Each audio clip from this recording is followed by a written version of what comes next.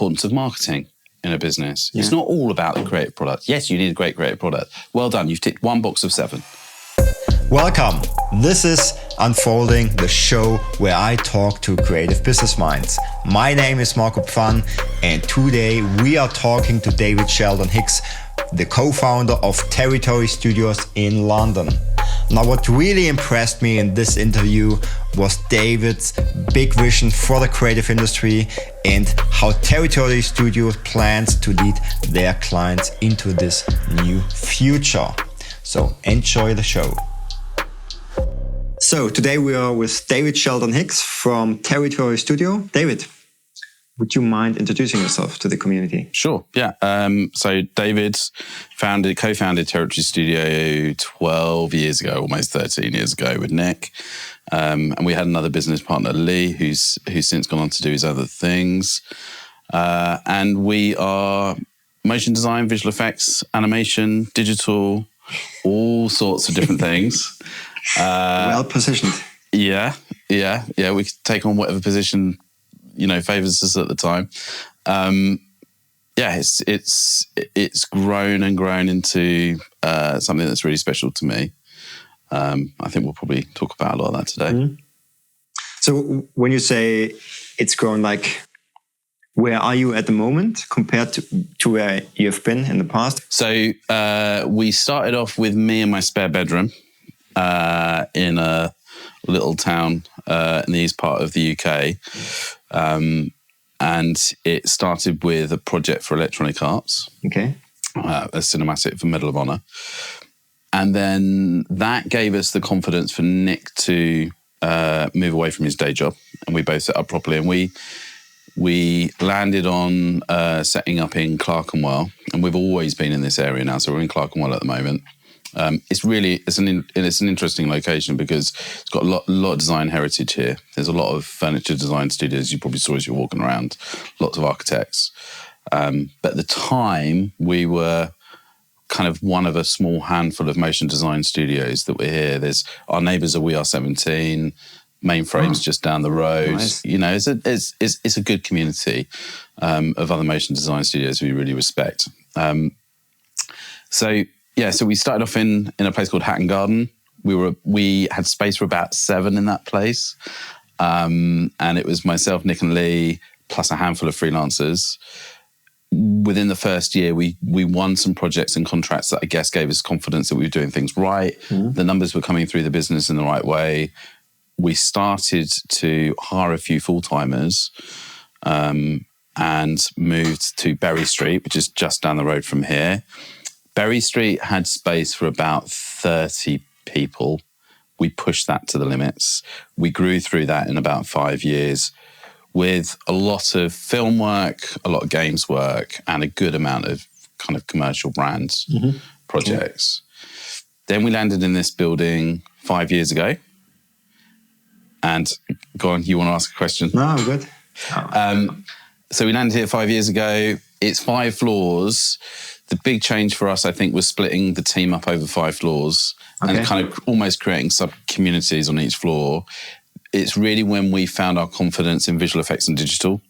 That was a big deal to us. So we took motion graphics as the core backbone and we expanded out. We added in visual effects. We added in digital delivery. And that really put rocket fuel behind our growth. And we're now just about to move into a new building. So we've got space for 75 here. We'll be moving into a space for 200. And between all of that, we got Marty setting up San Francisco. We've recently acquired Cantina and formed Territory Group. And we've set up in Munich. We're set up in Barcelona. We'll soon have news on other locations and hopefully more news for Territory Group. So I think my excitement's gone from being on the tools, creatively directing, doing everything, to and Nick talks about this a lot, kind of taking hats off. To take different hats off, delegate different roles, seeing other people do those roles better than you, which is always good to see, reassuring to see. And so my role within the business is becoming more focused. And also my relationship with the work and the clients and all that kind of stuff is becoming more distanced. But actually, as you see the work improve because you're not interfering and you're letting others do a really good job and you're creating an environment where they can do really good creative, that's when, it all starts to make sense. And I was, this is me just just getting to the crux of it very quickly. It surprised me how quickly I could move away from being hands-on creative, then moving away from being hands-on creative director to worrying about the company itself and where the company's headed and the strategic vision for the studio and how I can get excited by that and bringing people with me to kind of be a part of that journey. That's where we're at now, really. You're really good. Like you don't actually need me for this interview. This is amazing. You talked about where you're heading. So actually, I would love to understand what's the future. What do you have in mind for Territory? Like you started a group now? Yeah. So in the pandemic, just gave us some time to sit down as two co-founders and think, okay, where's this all going? I had, what's good in our chemistry is I get excited by all the creative potential. And then Nick goes, that's a load of random thoughts. Let me help you distill that into some images and content that makes sense that we can then talk to other people about. Okay. So we're a great yin and yang in that respect. And so we sat down, I kind of spurted out a load of stuff around where I think the world is headed and what Territory's place is in that. And we know that I'm very passionate about holograms. I don't think that it is a surprise to anyone. I often talk about the moment when I saw Star Wars and the Princess Leia hologram projectors and then the 3D chessboard. And that's like, okay, I want to be in a world where that's happening. That's a reality. Now, that can be augmented reality. It can be mixed reality on a phone. It can be LED volume. It can be real holograms that will come one day. It can be all of those things. But what I'm interested in is a world where content is no longer frameless. And that's exciting to me because we can bring graphic design, architectural, spatial design, narrative design all together, and it can sit in our environment. And that paradigm shift in the way we engage with content and media and technology, I think is going to open up so many creative opportunities. And what I want is to capitalize on that world that I think that I can see is coming. People are talking about the metaverse. Let's forget about that for a moment. But just the idea of frameless content and however that might exist and live could be in automotive, could be, in all sorts of different industries. There's just this huge potential in terms of delivering entertainment, delivering digital services. It's just moving away from a mobile screen, moving away from a computer screen. And I think fundamentally, the structure of a creative studio like ours will need to change. I don't think we can shy away from technology as a delivery. I think we need to fully back ourselves when it comes to innovation and R&D and technology. So that needs to be in place. We need to be more heavily involved in storytelling. Generally get around the craft of stories, and then we wrap it all in UX and UI. We create digital services around that present it back to the world and make it immersive and valid. So actually, you're creating a more holistic product, so to speak, right? It's like I think we're finding that common thread.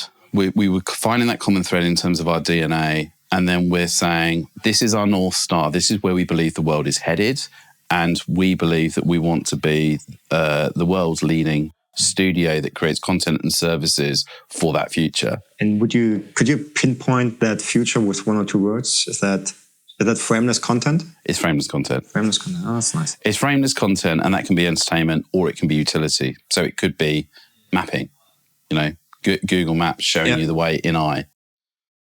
That whole idea just excites me. It does. And as we move towards driverless cars, what is going to be the entertainment sphere within driverless cars? How are people going to engage with content and software more generally?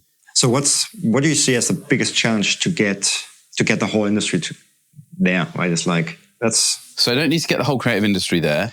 I just need to firstly get my team there, and then hopefully others will follow, because we can't do it by ourselves. There's going to need to be a bigger ecosystem around that. But for me, it's the challenge of I came from a graphic design background. Okay. Graphic design and then making graphic design moves, so motion graphics.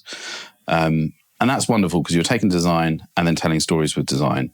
But that's not the full picture for this problem to solve. We also need people that are aware of spatial design, because if we're overlaying content and creative within an environment, you need to be aware of human behavior, buildings. It is kind of digital architecture in a lot of ways. It's that second layer, and we're testing that conversation with people like Nike and automotive clients who are feeling as though they're coming close to this point now, and they're building out test projects for when this comes through. Mm-hmm. And in those explorations, what we're seeing is we need a really kind of, even more so than we have a territory at the moment, a multi-threaded skill set. So it might be film directors coming together with architects, coming together with software developers, coming together with graphic designers. Okay. And we were originally, and what's lovely about all of this is we were originally inspired by the Bauhaus in terms of the thinking around creativity, which is, doesn't really matter what the execution is. If you've got great creative problem solvers, come at it first from that point of view and then figure out what the execution is going to be. So we've always had that in the back end of our DNA. And I think that's what we're seeing becoming a need now, a reality now, is that it's not, I'm an After Effects animator and I do my thing for 3 weeks and then I move on to the next animation. It becomes multi-conversational in terms of the creative and technology dynamic. But that also is a huge shift for you. At the moment, you're, at least from the website, you're positioned as a service provider. Yes. So, and moving into this new realm, that's a totally different thing. It's more innovative. It's actually more like, it's already like a consultancy to big companies, in some ways, I would say it's kind of,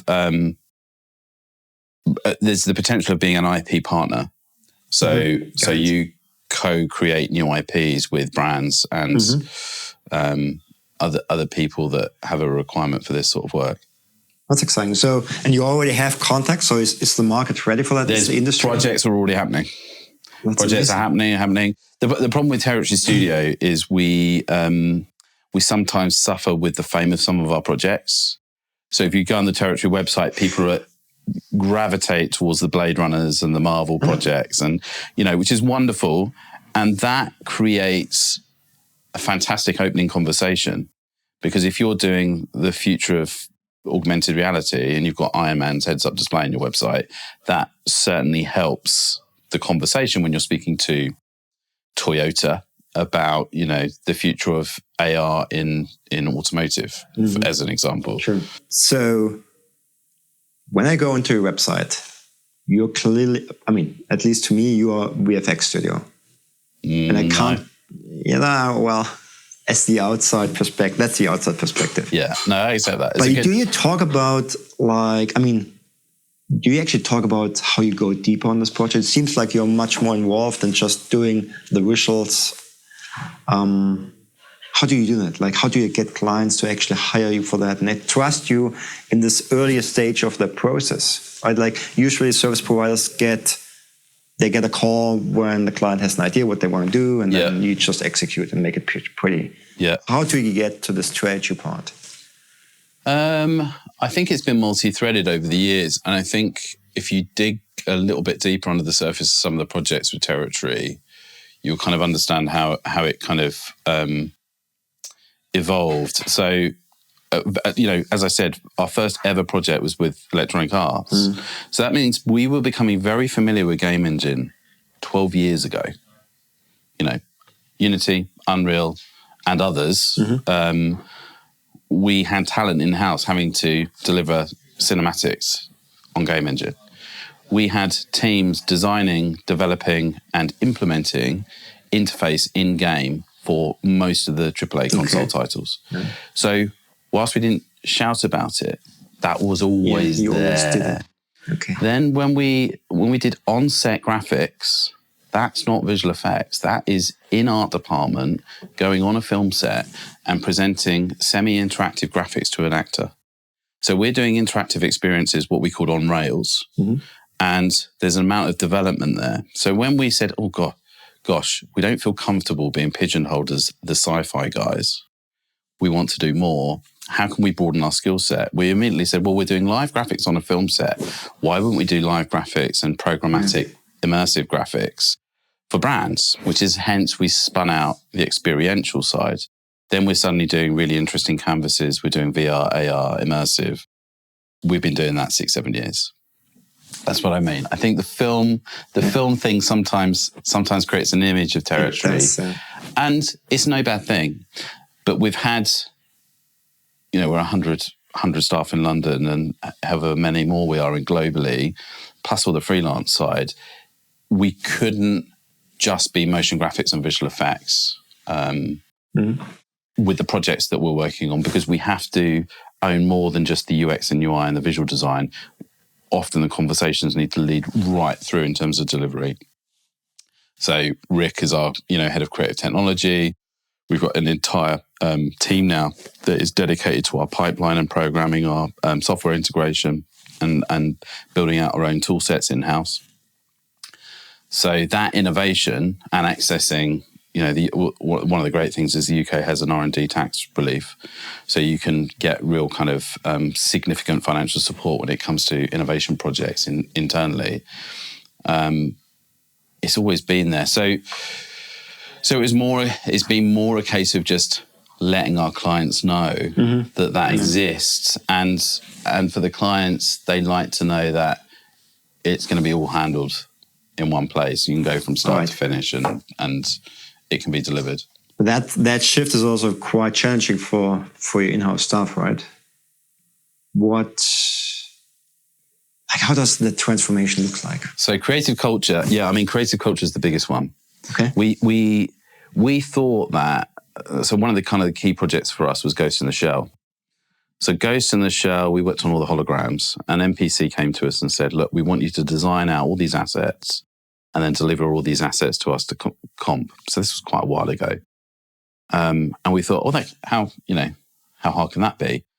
So, but the delivery mechanisms and the processes for delivering final assets for visual effects is actually really involved.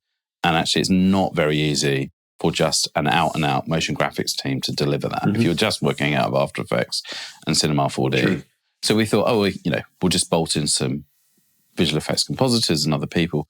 What we realized over time was that there's a technology solution to it, which is building integration between Nuke, Maya, Houdini, and then Cinema 4D and After Effects.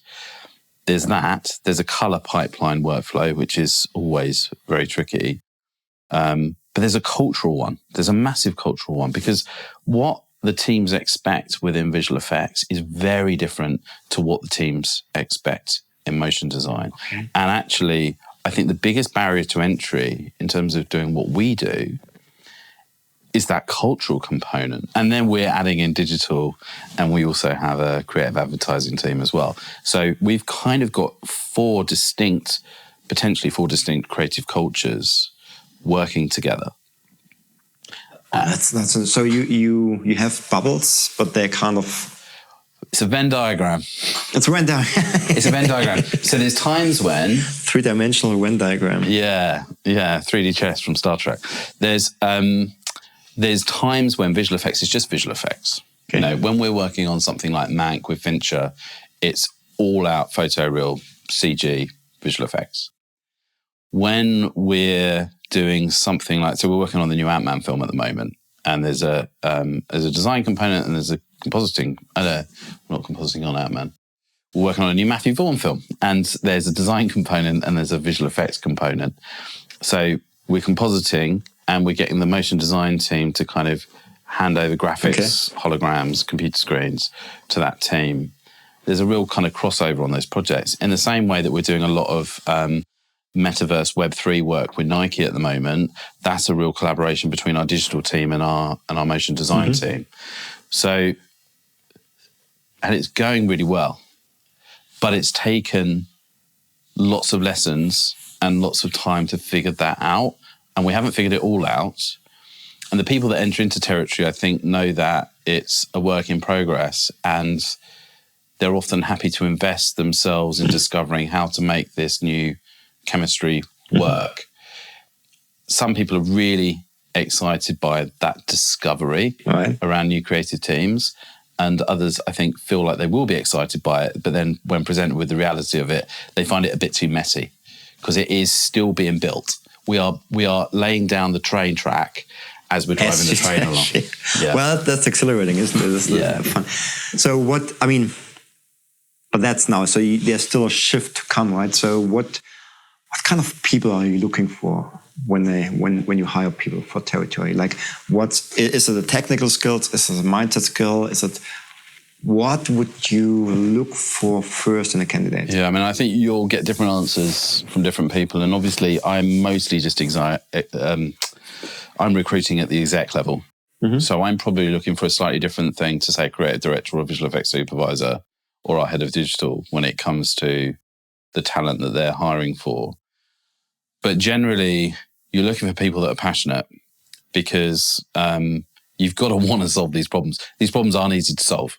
So you've got to be really passionate about the area that we're involved in. Right. And, you know, it's not for everyone. It just isn't for everyone. Some people just want to be creative. They don't want to consider the tech. They don't, like innovation and an unusual delivery format, that doesn't excite people. So you need to be clear with them up front around what the challenges are going to be. I spent most of my job interviews I spend half of the job interview just trying to put people off. We've got this problem and this problem and this problem and this problem, and they all need solving. If that's exciting to you, you've come to the right place. That's nice. Yeah. We got problems. Do you want to solve them? That's good. Yeah. I mean, I think you need to be honest with people. So we try and be honest with the challenges that are up ahead, not problems, challenges. So people need to be passionate and interested. That's one. I think it's often useful to have a deep dive on a skill, but then also have a generalist outlook. So you can cover a few different things. I can cover design, I can cover UX, I can cover a bit of animation. But actually, I'm really good at this thing, and I go deep on this thing. And I think that works well at territory. That kind of, and I think that's our ethos. We kind of go broad, but then we also, our positioning really is, you know, people have always presented to me when they've kind of consulted with businesses, you've either got the specialisms and the deep focus, or you've got the generalists. And there's arguments for and against both. And I've said, well, no, I think you can have both. Which is it's a series of specialisms. Okay. It's the Apple model. We're going to create an iPhone, and it's going to be as deep as it can possibly go on that one delivery. Same with the watch. Same with whatever. But you kind of go really deep on each one of those specialisms. But then they're also there's cross transfer going on there. So I'm not sure I understand. You should do Apple Watch. She heard that. I'm talking about you. It's like go deep as deep as you can, but also look outside your box. Yeah, because especially in of itself has a weakness, which is, and we saw it in the pandemic. Film industry gets turned off. Yeah. Gets completely turned off, completely outside of our scope. Doesn't matter how specialised you are in the film industry, no one's saving you right now. You're dead. And we just went, okay, all those people go over to games. Okay, all those people go over to immersive. That wasn't a problem for us. I think people always talk up the upside of being a deep specialist. They don't consider when things don't go as planned. And I think that is... I think it sometimes needs addressing because I don't see it as the full truth. Mm-hmm. So David, I don't want to keep you off from your day job too long, but one more question. I think that could be interesting. What do you think? What's your message to? Maybe it could be to your competitors, but also to the creative industry. What's the one thing that we all need to get better at? Well, first of all, none of us should be thinking of each other as competitors. We're all in the same boat, and we're all solving problems for other people. So I think the thing for the industry is we need to come together more, and we need to look at what's going to help move the industry move forward. So see beyond the life cycle of the business or the requirements of a project. Like, how do we overall improve the industry for the overall benefit of all the studios and individuals in the industry. So this comes from my personal experience. So my dad's from an engineering background, doesn't particularly appreciate that I went down a creative field. We didn't speak for many years. I didn't speak to my father for many years because I chose to be creative. And I think there's always been this chip on my shoulder of I decided to choose a creative career path. And I think that is actually fairly familiar for a lot of creative people. They feel apologetic for going into this industry. And I think there is a perception that let's go and be an engineer, go and be a doctor, go and be a lawyer, go and choose a proper profession to make your parents proud. And I think the North Star for all of us should be how do we create an industry where when a child's telling their parents, I'm really into art and I love it, that they go, amazing. Okay. Well, that's going to be great for you. There's going to be all of these jobs in film and music and games. And people don't go, okay, I'm doing art at school. I'm going to be a game designer or I'm going to be a film director. Or you don't think, I could be really wealthy off of this and I could be really fulfilled and I could really enjoy my life. You think, oh, struggling artist, that sounds tricky. So I don't think people are joining the dots between purest art profession and all the potential vocationally in industry. And I think there's this moment of education's really supporting youth and getting it right there. But I don't know if industry is joining up with education enough to help pull through, firstly, people that aren't able to afford it as a career choice. I didn't come from a particularly... I think I ended up in the industry through complete naivety because it was a single mum. She had no idea what I was going on to do. She was like, just do whatever makes you happy. I didn't know what I was going into. I didn't know what nepotism was. Didn't even consider it. Didn't consider that I might need family connections to get into the film industry. Didn't consider that going down art was not a way of making a living, that I might not get a pension, that I might not get medical care, that I might not get trained up and mentored and get properly giving myself a career. So I went through blindly, fortunately, and have ended up where I am now.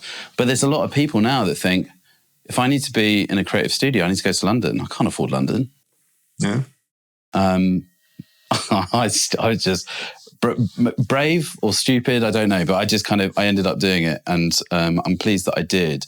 But I want the message to be for people coming through now, this is a good career choice. Like, I'm going to be okay. And the irony is excellent. There's loads of work. The teams and the culture are really supportive. It is well paid. And so we've got a lot of work to do to kind of change that perception from industry and students coming through. So they don't do art, English, and something else, and then kind of go down the English route or it needs to be, this is a good choice. So what can the industry do to help education do a better job? I think we need to be more vocal, not just think about our own needs as a studio, but just think about, okay, so for me, I'm joining up with a lot of education at the moment. Okay. I've started with UK universities, but I want to go over to Europe as well because post-Brexit, we need to do something about that image problem. I think it's creating a conversation. Literally, universities are crying out for this. Universities and colleges want to hear from industry. They want to have visiting lecturers. They want you to do portfolio sessions and create workshops. Mm-hmm. So it's just a case about engaging with people and having and the upside is going to be you're going to raise your profile. You're going to raise your profile with a load of talented students that can come in at junior positions and kind of feed the energy of the studio. I mean, with our graduates come in. And you actually build trust with the next generation. Excitement. And they come to you, right? Yeah. It's like not only like that, all for the industry, but for you as a studio also, like when you create the trust with the next generation. If we're not capturing at the moment where they graduate and they're looking for the next one, they just become, they just don't see it as an option. They just think, what have I done? And they go off into other industries. And we're shooting ourselves in the foot by not helping them make that move. And it doesn't take a lot. It's not a big financial investment or even a time investment. It just takes a bit of consideration. Mm-hmm. And there are professional bodies that are trying to do things around this. And I want to work with the Design Council and BEMA and various other industry bodies to make this happen. But the more that studio owners get involved in that, I think the more positive it's going to be and the less apologetic we're going to feel. So I think that's the first step. Then I think also at some point we need to agree professional standards. I think somebody needs to, maybe it could be you, somebody needs to step in and kind of say, we need a minimum threshold here. If it comes to the way that we engage with clients, free pitching, all of those sorts of conversations. Right. Let's come together as an industry and start to agree what ideal looks like and mature a little bit, And we can't say that all creative industries have this problem. I look at architects and they've got this stuff sorted. So it is possible. They got this stuff sorted still. They've got their own problems. They got problems. But they've got different problems to us. Yeah, they solve some of the problems that we have. Yeah, well, it's a more like, why do you think that is? That's a good question. Why do you think that is? Because we are so passionate and we love what we do. Architects too. They are passionate too. I think you're less passionate after 7 years. Okay. I almost studied to be an architect. And I think the immediacy that we have in our projects, the immediate gratification. It's like, it's not architecture, it's like, you build I think the time frame creates some distance and a different mindset with the project and the relationship with the client. But I think when it comes to the immediacy of motion projects or digital projects and the ability to change it along the way, I think we over-egg, we over-dial on our creative passion, which is something we need to tap into, but we don't protect ourselves commercially and have the right conversations with the client so that they understand the value you're adding and the ROI on that. And we don't have a mature conversation and tool set at the moment to feel confident in having those conversations. I think it's coming, and I think some of the new technologies coming through will allow some of that. But I think just a knowledge share, just to help everyone out, just solve some of these problems would be very, very useful. And it's going to be good for the studios and the agencies and the clients. Everyone's going to feel better about it. It does. It makes sense. Like you just said, do you actually... A lot of people I talk to, they don't know the value of what they're doing, of the creativity, of the work they produce. They don't know the true value. That's why it's hard for them to actually sell it, because they don't know other than, hey, I put in like so and so many hours. We need education around that and conversations around that. It's so important. It's so important. And the importance of marketing in a business. Yeah. It's not all about the creative product. Yes, you need a great creative product. Well done. You've ticked one box of 7. Cool. Now what about all the other 6? Because, one of the things that I found was do great PR, champion the people that work in your team. Guess what? They feel really proud of the work and they work even harder for the client. True. and advocate for the client. So you can't say that it's just one thing that makes a creative business successful. It's a whole plethora of things. My finance team making me confident around the numbers so I don't make silly investment decisions. Just checks and balances. Yeah. Boring business stuff that we as creatives we don't do that. Well, we need to. We need to, yeah. That's so true. I love it. Perfect. That was a perfect promotion for my business, actually. I love that.